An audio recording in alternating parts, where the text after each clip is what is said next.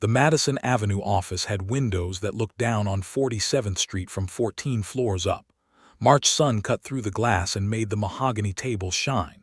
Frank Sinatra sat at the far end, navy suit, no tie, blue eyes tracking the man at the presentation easel. Gerald Bannister stood next to a foam board covered in mock-up advertisements. 34 years old, Princeton, 3 years at Baxter and Holmes Advertising. He'd pitched to General Motors. He'd pitched to Coca-Cola. He'd never pitched to Frank Sinatra. So here's the concept, Bannister said. He flipped to the first board. A photograph of Sinatra, cigarette in hand, smoke curling up. Below it, smooth as Frank. The cigarette brand logo, Monarch, sat in the bottom corner. Sinatra didn't move. "We're positioning Monarch as the sophisticated choice," Bannister continued. "Not the cowboy brand, not the working man's smoke, the thinking man's cigarette." He smiled. "Your demographic." Around the table, Bannister's boss, Walter Baxter, 62, founder of the agency. Sinatra's business manager, Harold Klein. A Monarch Tobacco executive named Peterson who kept checking his watch. And Sinatra's lawyer, Mickey Rudin, taking notes on a yellow legal pad. "The campaign runs in life. Look, Saturday Evening Post," Bannister said. 30-second radio spots, and here's the centerpiece. He flipped the board again. A recording studio photograph. Sinatra at the microphone. The tagline, "When Frank Sinatra wants smooth, he chooses Monarch." "We want to use the best is yet to come," Bannister said. 30 seconds, but we'd tweak the lyrics slightly. Nothing major, just tweak, Sinatra said, first word he'd spoken in 11 minutes. Bannister nodded, eager. "Right. So instead of the best is yet to come, we'd go with the smoothest is yet to come. It's subtle, it's classy, it ties directly to." "No." Bannister blinked. "I'm sorry." "I said no." Silence filled the room like water rising. "Mr. Sinatra," Walter Baxter said, leaning forward, "perhaps we could discuss the creative direction. Monarch is offering $400,000 for a 1-year campaign. That's—" "I know what $400,000 is," Sinatra said. Baxter's smile tightened. "Of course. I'm just saying we have some flexibility here. If the lyric change is a sticking point." "You could what?" "Not a question. A wall." Peterson from Monarch cleared his throat. "Mr. Sinatra, we're prepared to go to $500,000. That's the highest we've ever offered for an endorsement deal." Sinatra looked at him. "You want me to change my song so you can sell cigarettes?" "Well, not change exactly. What would you call it?" Peterson glanced at Bannister. Bannister jumped back in. "Mr. Sinatra, with all respect, artists make adjustments all the time. Bing did it for Kraft. Dean does it for—" "I'm not Dean." "Of course not, I just meant—" "What did you mean?" Bannister stopped.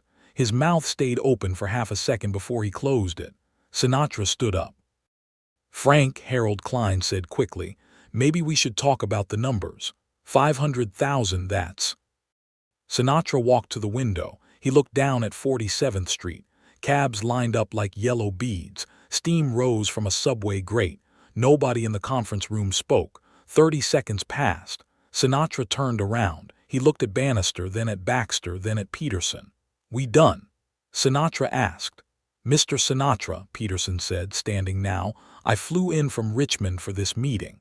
I have authorization to go to 600,000 if—" Sinatra walked to the door. "Frank, for Christ's sake," Klein started. Sinatra opened the door, stepped through it, and closed it behind him. The click of the latch sounded like a gunshot. Gerald Bannister stood frozen by the easel, one hand still touching the foam board. Walter Baxter picked up his coffee cup, realized it was empty, set it back down. Peterson looked at Mickey Rudin. "Is he coming back?" Rudin closed his legal pad. "No." "No, that's it." "That's it," Rudin said. He stood up, collected his briefcase, walked out. Klein followed without a word. The 3 admin sat in the conference room alone. "What the hell just happened?" Peterson said. Baxter loosened his tie. "We insulted him." "Insulted him? We offered him $600,000. We asked him to change his art for money. Bannister finally spoke, voice quiet. He didn't argue, he didn't explain, he just left. So he didn't think we were worth arguing with. Gerald Bannister got to his office at 8:15 a.m. on Monday. There was a message slip on his desk, "See Walter, urgent." He found Baxter in his corner office, smoking a Camel, staring out the window. "Sit down, Gerald." Bannister sat. "I got a call from Monarch this morning," Baxter said. "They're pulling the account." "What? Why?" "They said they're going in a different creative direction." Baxter turned around. "But that's not why I called you in." He walked to his desk, picked up a folder, dropped it in front of Bannister. "4 other clients called this weekend. General Foods, American Airlines, Chrysler, Seagrams." Baxter's voice was flat. "They all want to review their relationships with the firm." Bannister opened the folder. Memos, letters, all dated within 72 hours. "I don't understand," Bannister said. "Yes, you do. You think Sinatra—" "I don't think anything," Baxter said. "I know that on Friday afternoon we had 18 active accounts.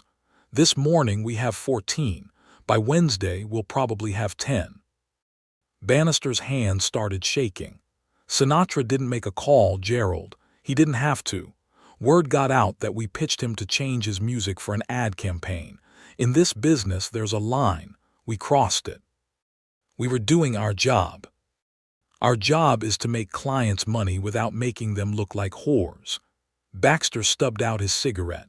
"We made Sinatra look like a whore, or tried to, and now people know that's how we think. So what do we do?" Baxter sat down. "I'm retiring, selling my stake to Miller and Associates." "And you're going to Benton and Bowles. They made you an offer last year, right?" Bannister nodded slowly. "Take it, this week, before they hear about Monarch." Baxter pulled out a recommendation letter already signed. "I'm not firing you, Gerald, I'm saving you." "From what?" "From being the guy who insulted Frank Sinatra." Frank Sinatra didn't call anyone. He didn't blacklist Baxter and Holmes. He didn't tell the story at Jilly's bar. He just went back to Lowe's Angels and recorded 3 more songs. But here's what happened. At Chasen's restaurant on Tuesday night, a Columbia Records executive mentioned to a 20th Century Fox producer that Sinatra had walked out of a pitch meeting. The producer asked why. The executive said he heard they wanted Sinatra to change his lyrics for cigarette money.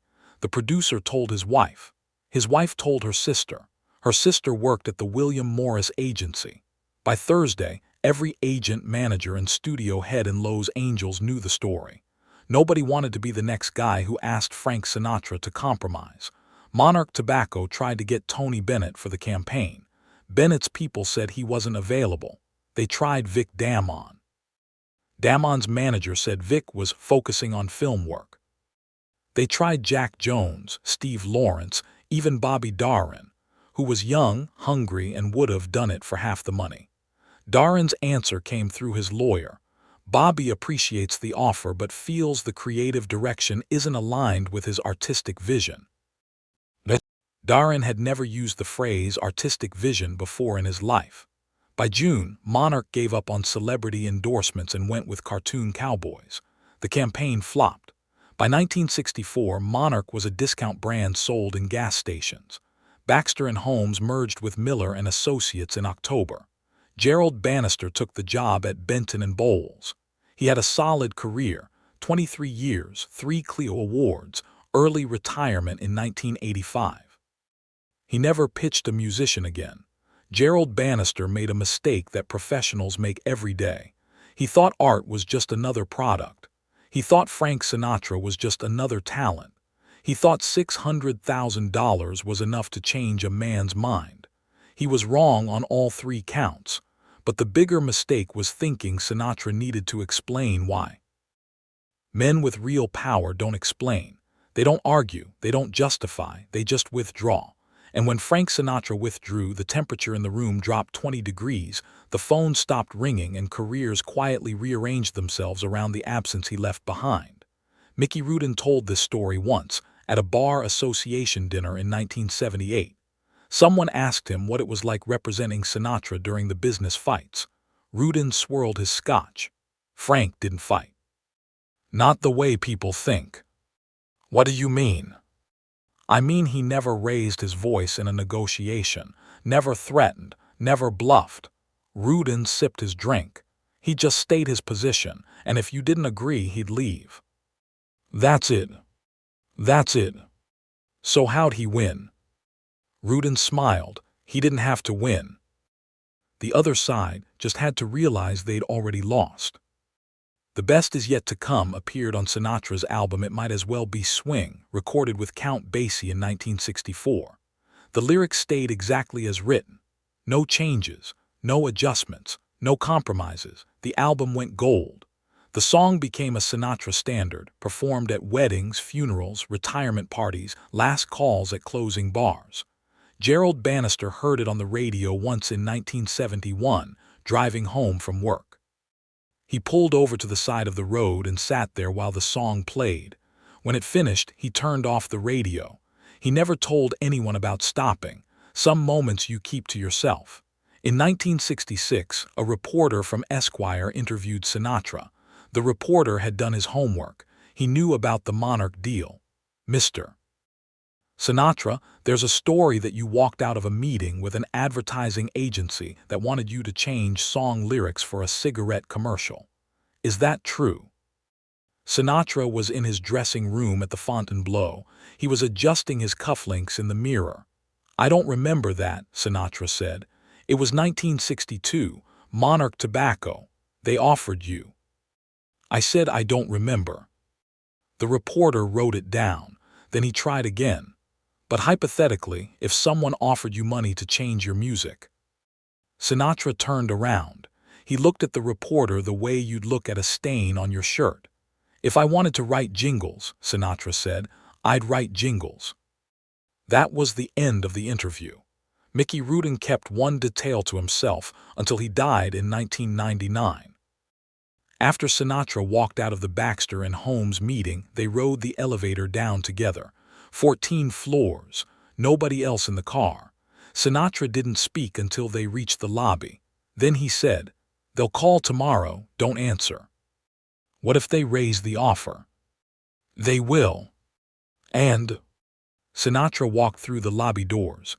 Mickey, you ever sell a song? No. Neither have I, Sinatra put on his sunglasses. And I'm not starting for 600,000. What about 1,000,000? Sinatra smiled. It was the saddest smile Rudin ever saw. There's no number, Mickey, that's what they don't get. There's no number. A car pulled up. Sinatra got in. Rudin stood on the sidewalk, watching the car disappear into Manhattan traffic. He thought about that moment for the rest of his life. Not because Sinatra had refused the money, because he'd refused it so completely that the question itself became meaningless. In 2008, Billboard magazine ran a retrospective on music endorsement deals. A section was titled, "The Deals That Got Away." A paragraph mentioned the Monarch pitch to Sinatra. The writer called it a legendary missed opportunity. The article quoted an unnamed executive.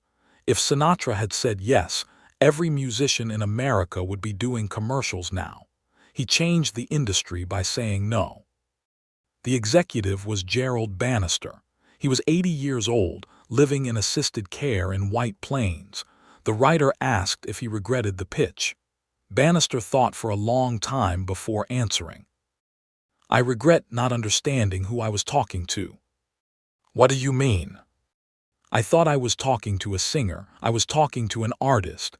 Bannister looked out the window. There's a difference. What's the difference? Singers perform, artists refuse. Here's what Bannister never understood.